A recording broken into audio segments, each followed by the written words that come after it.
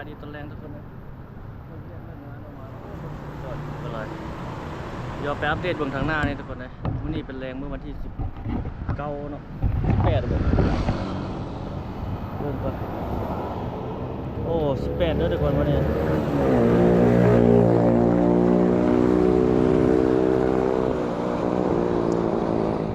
เดือน 8 2026จะพาไปเบิ่งเขตโครงการตึกอาคารที่เขาเจ้ากำลังจะสร้างอยู่ทางหน้านี่ข้างหลังเขาเพิ่งกันหลายอยู่ข้างหลังกำลังเฮ็ดบนทางหน้านี่ก็มีอยู่บน1บน5อาหารบนเขามาถ่ายแล้วข่าวเจียนะมาติดใส่เจียโปสเตอร์นะรูปภาพของโรงแรมพวกกายมาแล้วเห็นเขาเจ้าใส่บ้านวัดไตน้อยทุ่งเนาะเขื่อนนี้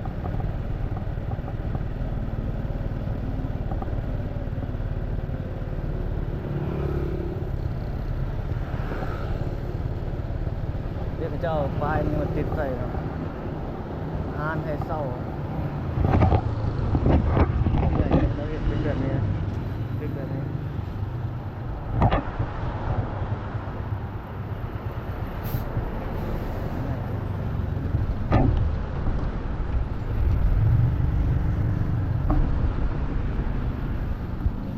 ตึกอาคารที่จะเกิดจากด้านหลังโอ้หน้าด้านหลังกำลังก่อสร้างโครงการโรงแรมจีนลาวอะไรเนี่ยที่1ก่อสร้างและที่แต่งโดยบริษัทลาวที่ส่วนวิศวกรรมและตกแต่งบริษัทจีนประเทศเราโอ้ประมาณนี้ได้ผลขึ้นอีกแล้วตึกอาคารสูงเดี๋ยวเราจะพาไปอัปเดตบนทางหน้านี่อีกแล้วหลายบนมันมีอยู่บนนึงอยู่บนทางหน้าเอานี่เลยเจ้าเฮ็ดโครงเด็กขึ้นมาตัวนี้โอ้เขาเจ้าปูพื้นแล้วเนี่ยอยู่ทางเบื้องซ้ายมือได้ทุกคนบนทางหน้าเขา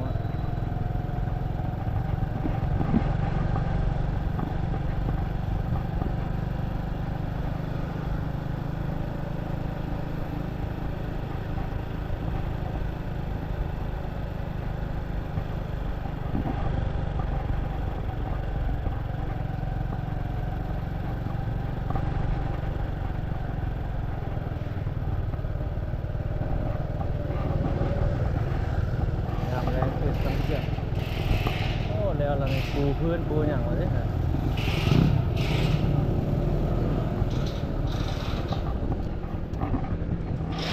เจ้ากำลังปูโอ้สูงเนี่ยด้านหน่อย2 4 5 6 7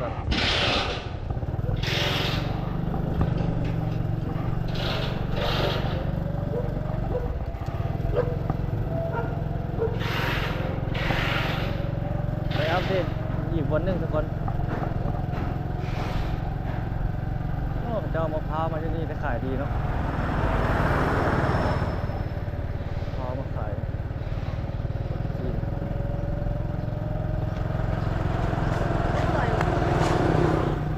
เดี๋ยวไปอัปเดตอีกวันหนึ่งอยู่ตะหน้าโรงแรมเอเทียนนะทุกคนกำลังจะสร้างขึ้นทันกันเลย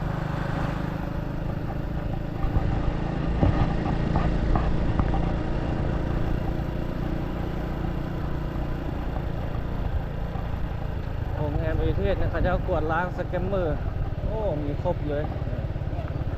มีงานคนจีนเนี่ยเขากำลังจะเปิดห้างคนจีนหลายเขียนงานอาหารจีนนี่ได้ขาย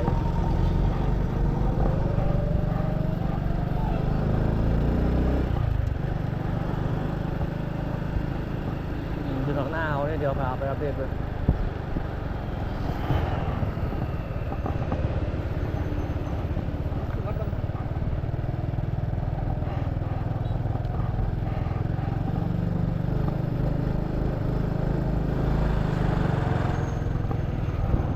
เจ้าก็เฮ็ดนั่นน่ะดิ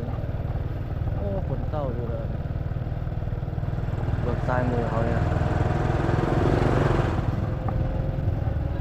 ในเอเทียนนี่เขาจะก่อนล้างสุดแล้วสแกมเมอร์นะตอนหัวมือเขานี่นะงั้นมันสูง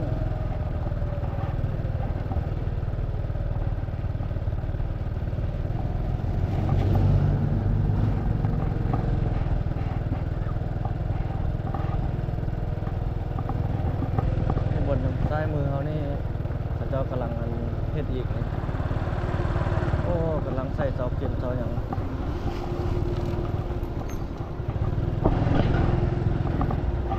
กำลังเฮ็ดอยู่อีกตึกหนึงขึ้นมานี่เนาะตึกตัวนั้นแล้วยังขึ้นอยู่บนนี้อีกบนหนึง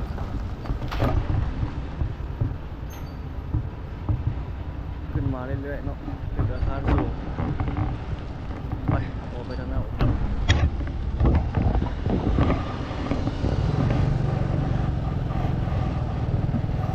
ลงมือแล้วหลายแล้วนี่จังเฮ็ด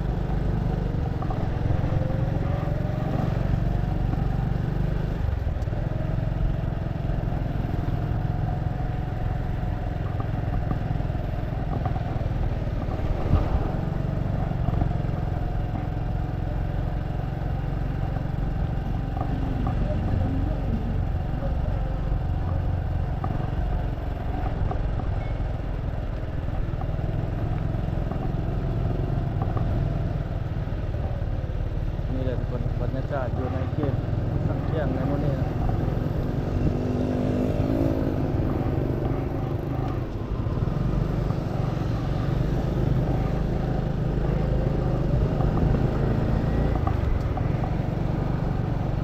เขตเศรษฐกิจคนจีนเขาไปอัปเดตเบื้องด้านนั้นแล้วก็มาทางนี้เลยไปเที่ยวเข้าไปไหนแล้วก็ออกทางเบื้องนั้นไปแคมป์ของทุกคน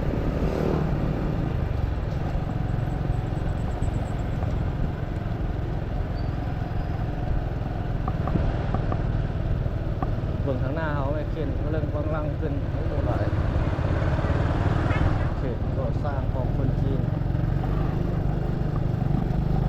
เขตเศรษฐกิจของคนจีน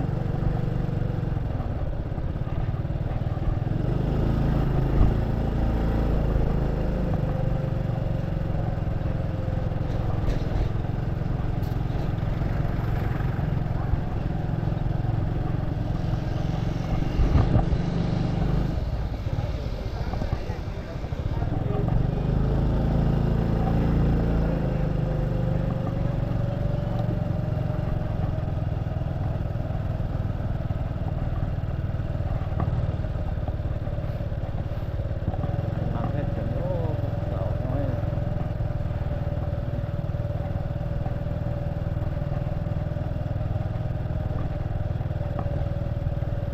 สาวน้อยไม่แยกอยู่ทั้งเขาในกระลาย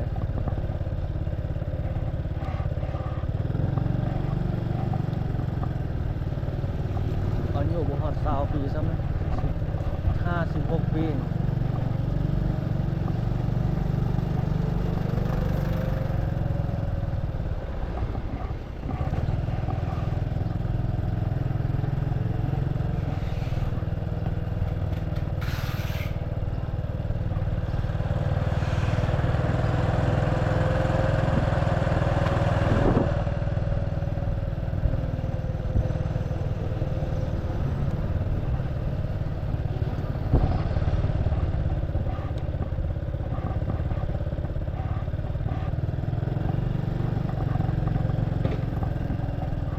ไปซื้อน้ำนี่ก่อนทุกคนซุปเปอร์มาร์เก็ตจีนไทยก็ใส่ได้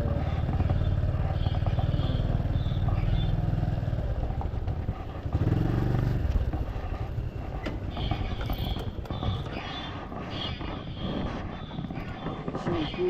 เจอ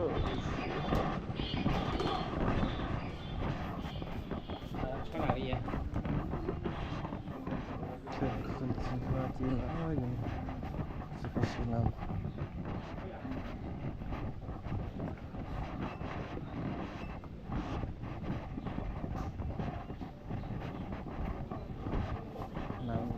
โบราณกันได้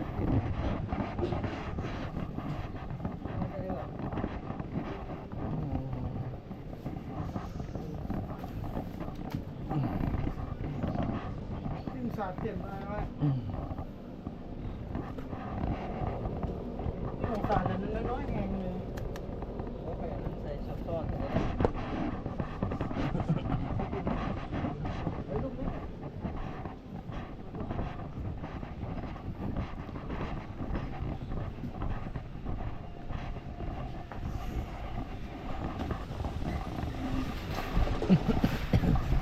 นี่เท่าไร 22,000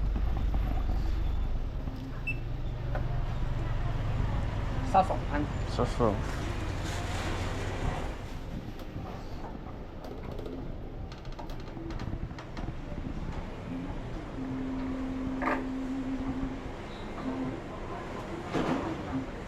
อืม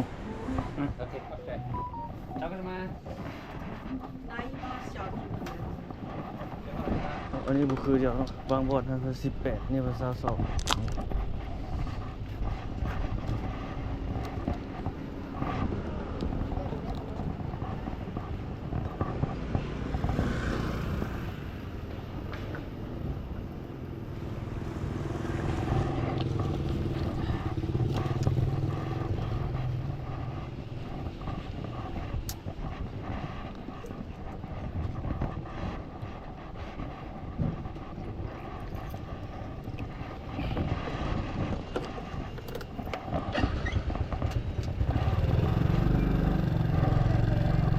ไปบนโลกไปทางเขตอาณาทางอีกโรงแรมหนึงเขาจะพาไปอัปเดตเบิ่ง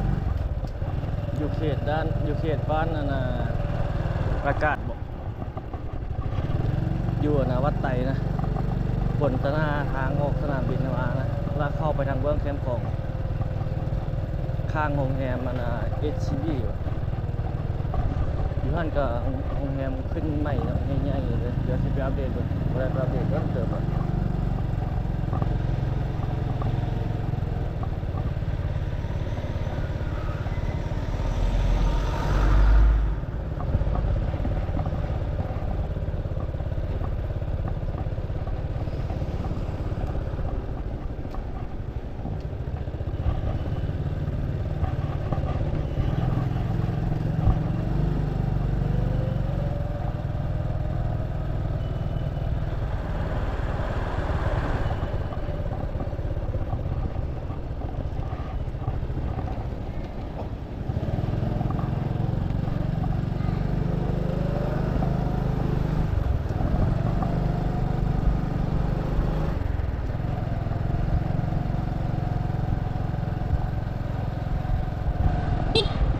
โอ้เป็นไง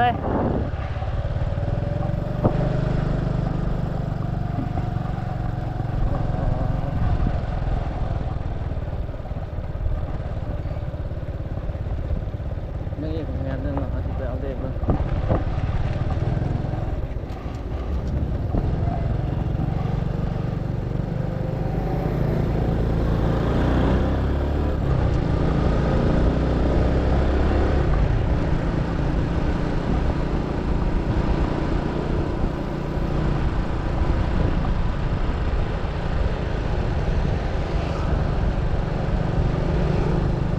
อันนี้จะเป็นถนน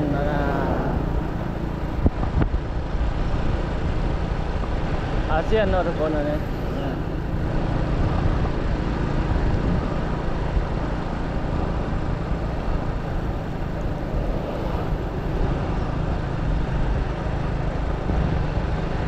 บรรยากาศ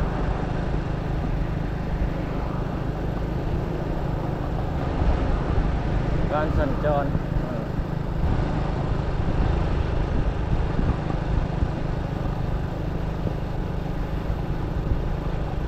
ร้านขายรถหลายได้อยู่แถวนี้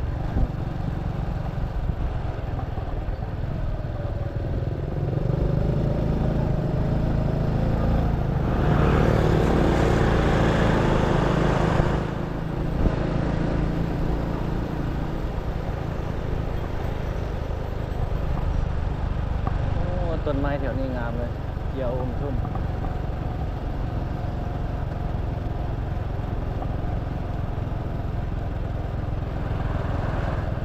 โอ้มะม่วงไผ่ตกเนี่ยใช่โอ้รถหลายเจอแถวนี้ต้องได้ขึ้นทางฟุตบาทด้วยจึงไปได้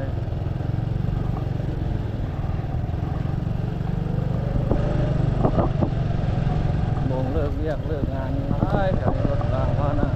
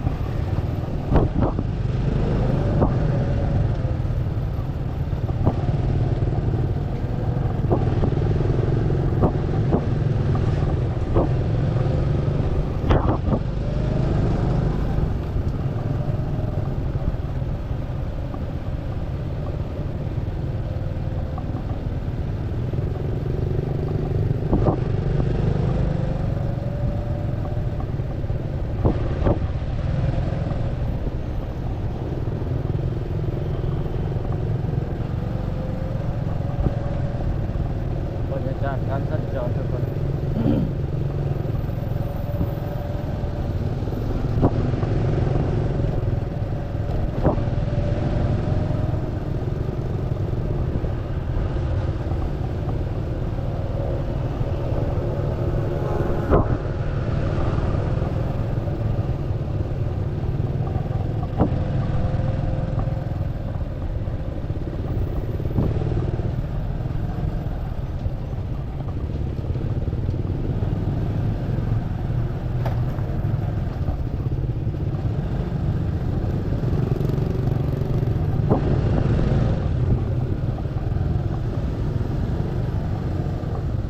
ถหลายขนาดเลย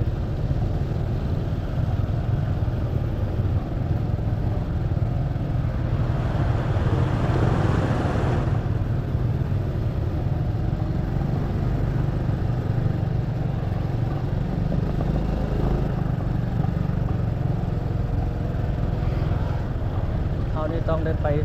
เกี่ยวอยู่เทิงวัดลงมาเลย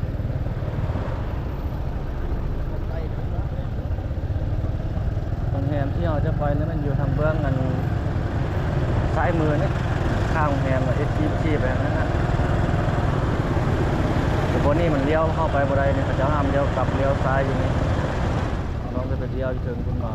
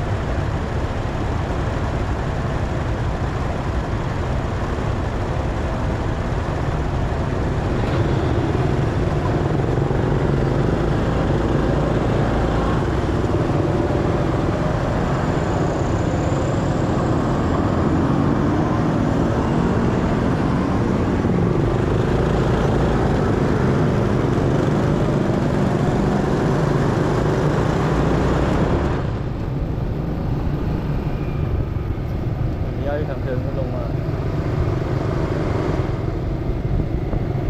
ก็ที่เรียกแคมป์บอกลงมาเบิ่งก็ได้เลี้ยวทางนี้ก็ได้คือกัน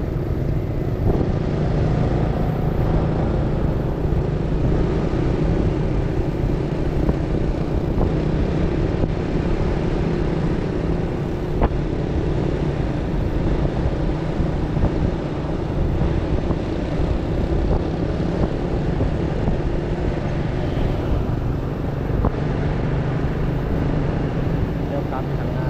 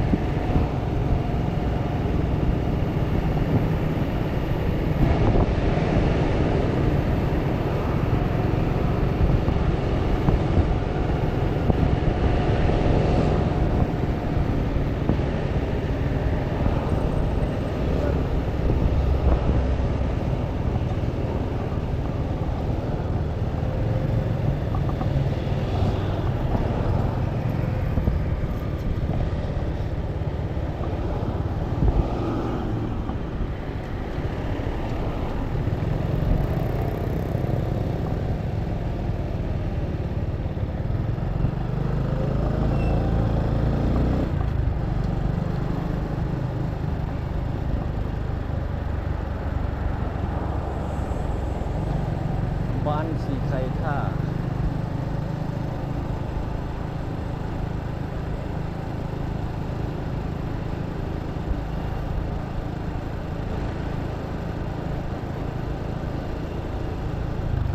ไข่ท่าห้องสีมี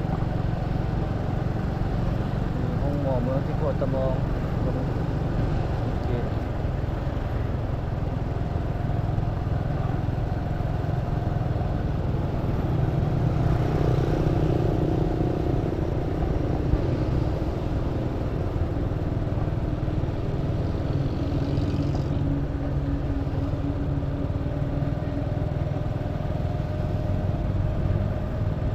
ลเมืองวาท่าเป็น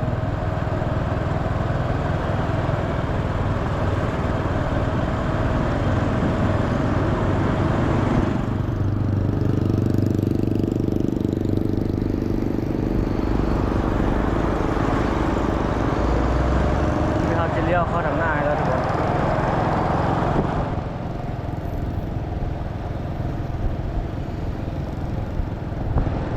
เบื้องกันซ้ายมือเขาจะเป็นสนามบินวัดไตรเนาะ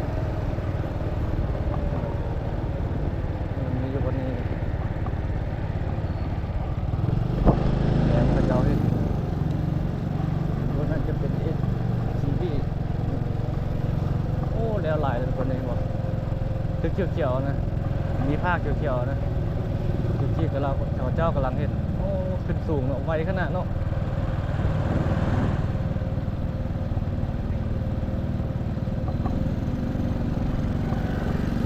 ซึ่งเราเทิงที่แล้วโอ้ขึ้นไวใหญ่อยู่เลยนี่ครับติดกับตะเก่าเลยนี่แล้วไว้ข้าเจ้าเห็นนะ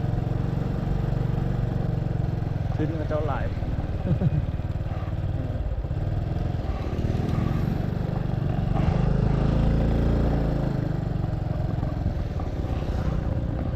โอ้น้ำของแห้งหลายแล้วเลือดลงหลายแล้วเบื้องนั่นจะเป็นธนาคารกับคฤหาสน์เพื่อนนะรวยเนาะโอ้นี่หญ้าหลายเลยนี่ทางบนในเบื้องซ้ายมือเขานี่ถ้าอนามัยนี่คักอยู่นี่มีคนตัดอนามัย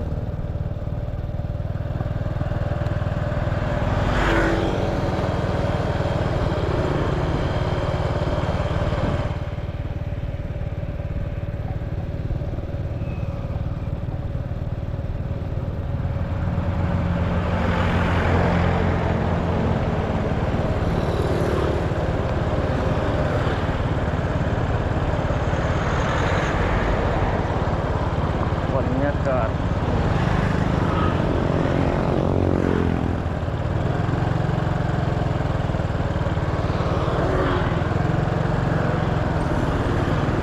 โอ้แล้วเจ้าขึ้นเงามาไว้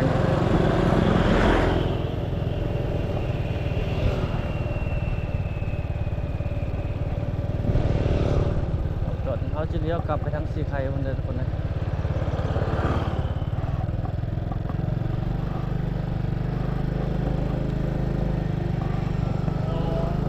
รถจักรนี่สัญจรได้เยอะแบบนี้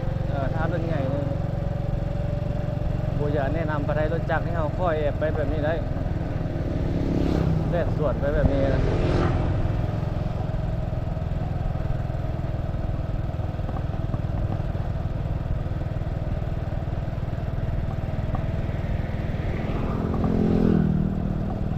บรรยากาศการสัญจร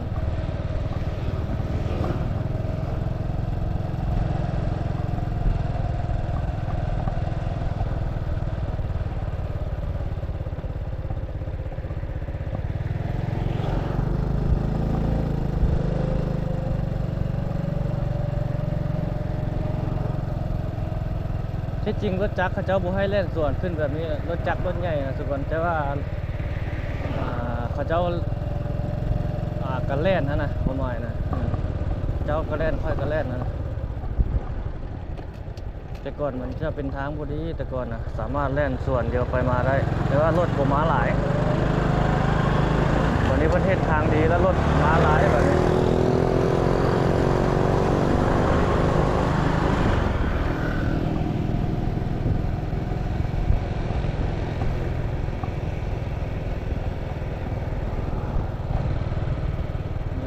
บรรยากาศแคมน้ำคลองพวกนั้นจะเป็นน้ำคลอง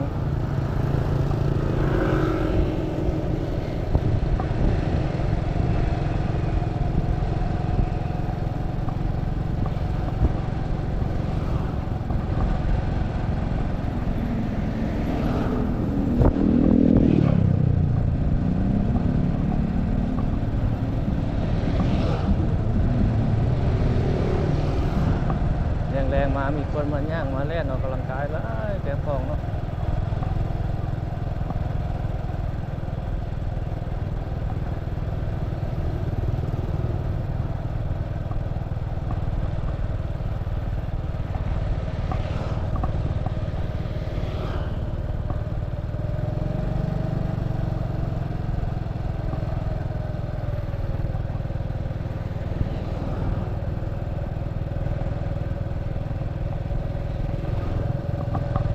ตะเวนก็สิตกตอนนี้ประมาณ5 โมงปลาย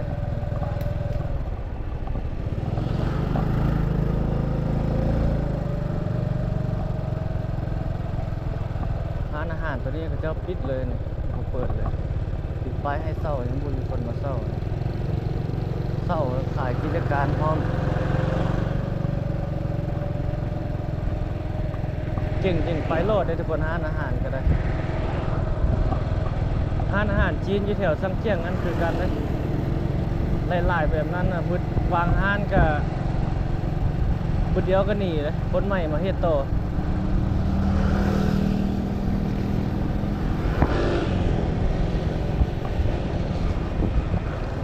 โอ้โหลดอยู่เบื้องนั้นเอาโหลดนะสูงคักสูงแน่เนาะ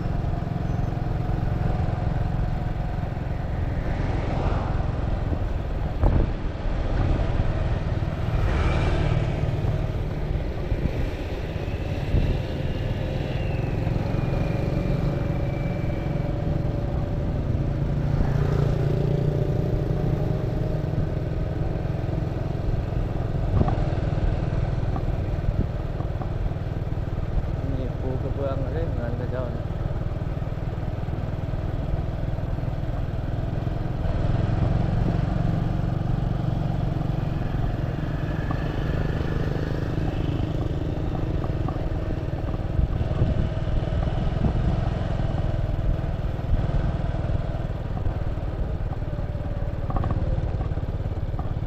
ขี่รถเลาะยามแรงทุกคน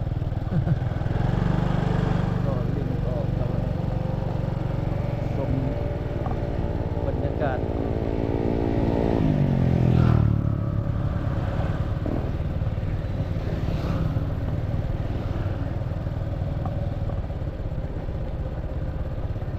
เดี๋ยวสิไปอัปเดตบ่อนสีไข่ให้เบิ่งน้ำอีกเลยบ่อนหนองอ้อนโอ้ตัวนั้นกันใหญ่ตัวนั้นประเทศ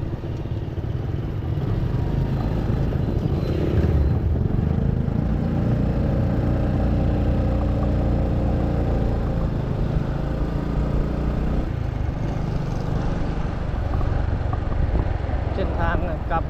ไปทางนั้นเกาเลี้ยวนี่ก็โอ้หลายรถเดียวกันเลยตะแรงมาแล้ววนนี่ก็จะทอดหมกกล้วยขายทอดเปลือกขายทอดอันนาไม่อย่างหัวอันนามันนะ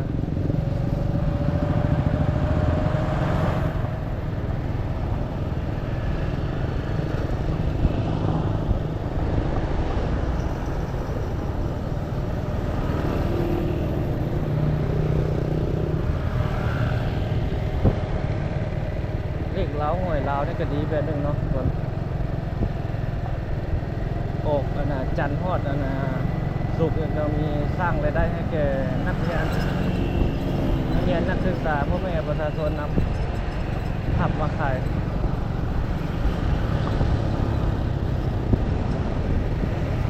มันถึงปทุมมา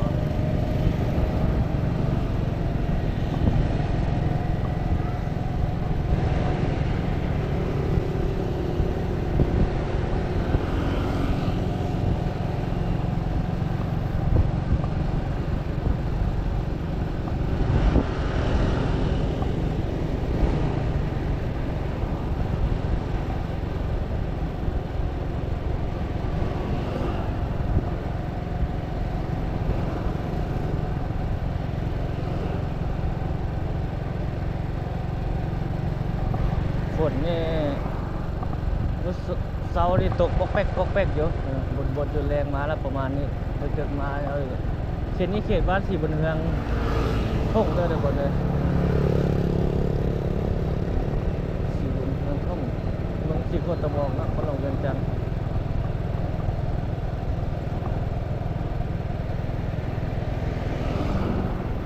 รัดไปนี่ก็ได้เตรียมของแต่เขาจะไปถึงที่ซะ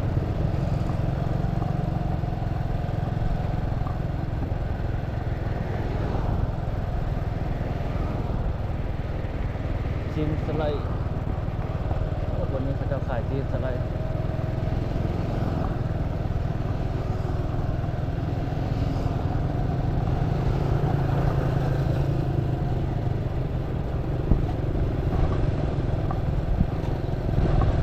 สาวขายอะไรเนี่ย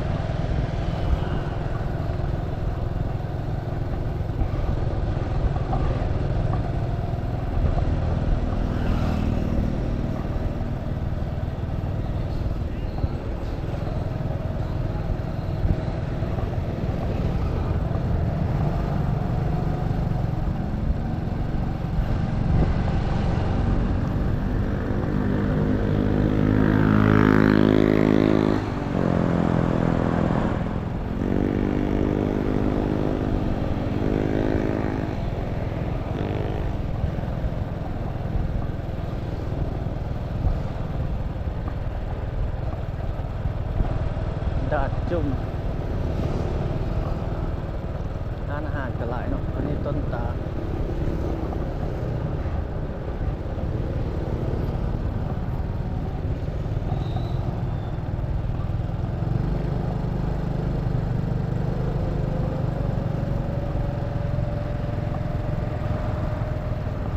โอ้แซ่บเกาเรียว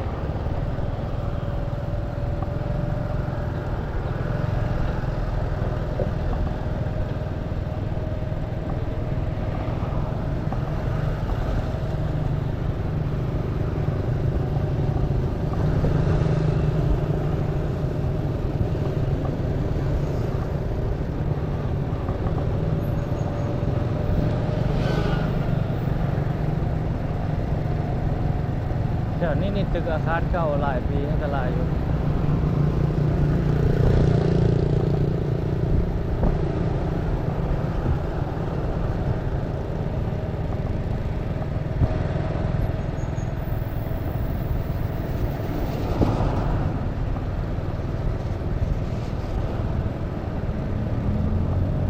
มีโครงโคตร3 เขตเลยทุกคนในเบื้องนั้นโครงการหนองงอเขาเจ้าบ้านเกาเรียวเราแถวนี้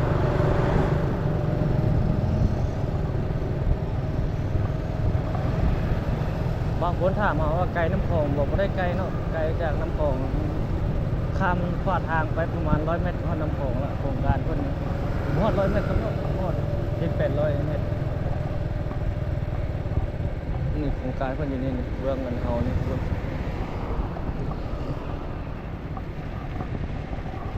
ซ้ายมือนี่ด้วยขวามือนี่ง่ายเลย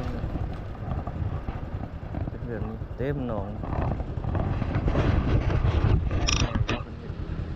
ประตูของเขาไปเขตก่อสร้าง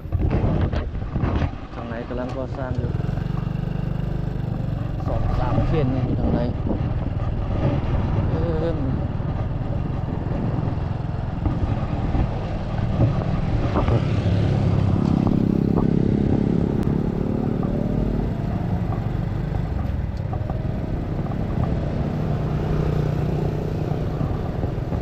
โครงการเนาะของคนจีนคือกันคนจีนเข้ามาเฮ็ดมาสร้างกันหลาย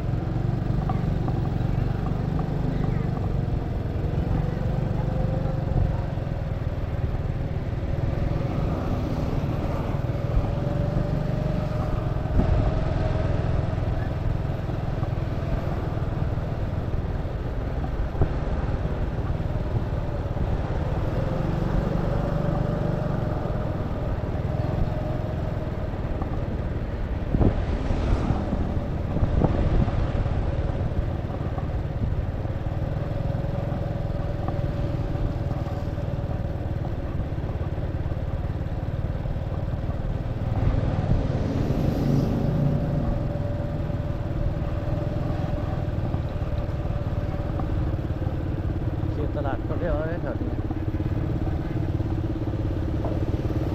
เพราะว่าเขาเลี้ยวเปลี่ยนมาเป็นโซกทวีทางหลังเป็นตลาด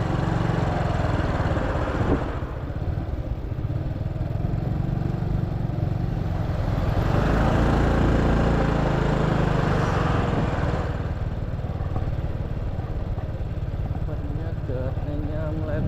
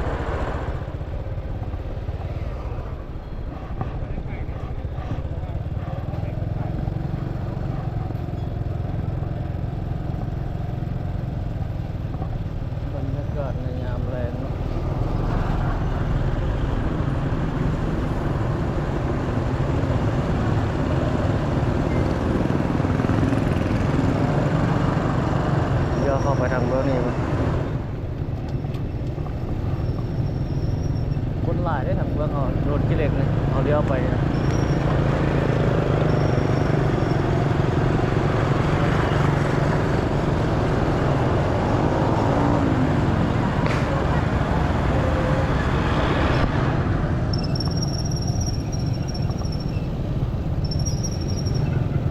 แถวนี้นี่ชุมชนหนาแน่นเลยการสัญจรเนี่ย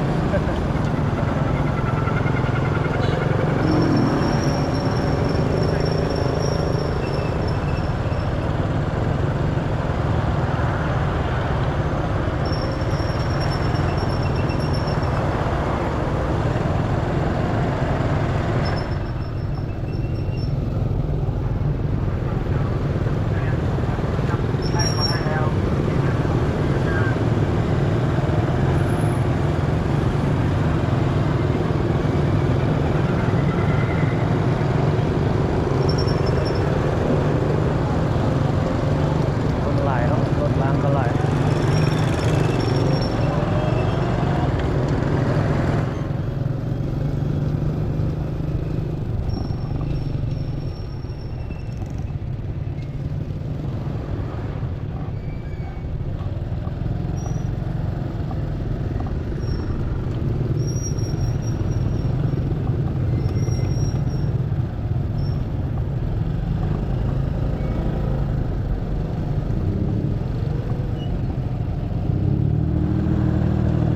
จอดซื้อเนื้ออยู่เนื้อกินเนี่ยมีเต็ม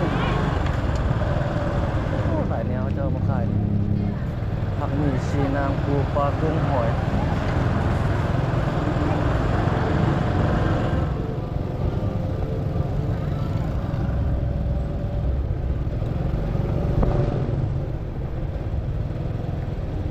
ตาดทองสีไทย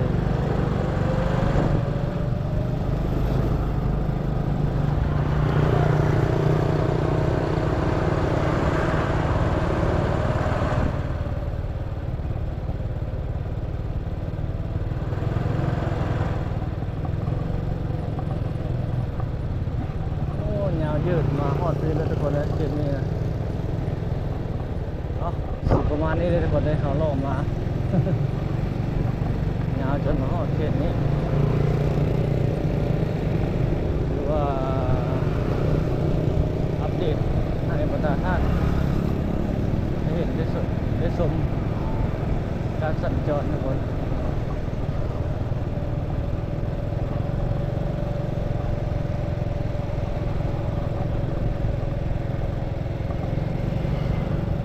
เจ้าขายนี่อันนี้เขตบ้านนนท์กิเลสเพื่อนทุกคนเลยบ้านนนท์กิเลสเมืองศรีโคตรบอกนครหลวงเวียงจันทน์ที่นี่พอจบไว้เพียงสำนี้ก่อนทุกคนขอบใจทุกท่านที่เข้ารับชมเดี๋ยวไว้พบกันใหม่ในวิดีโอถัดไปเนาะที่นี่ขอกล่าวคำว่าสบายดีเงี้ยก็วิทย์แล้วทุกคนเลยพบกันใหม่คลิปถัดไปเนาะมหาสิเบไทยใส่นะ โอ้ยาวยืดได้จากนาทีนี่ได้หลายเตือนนาทีได้เกือบได้ชั่วโมงนึงจนมาฮอดที่แล้ววันนี้เนาะเขตบ้านนนท์สิริพบกันใหม่ทุกคน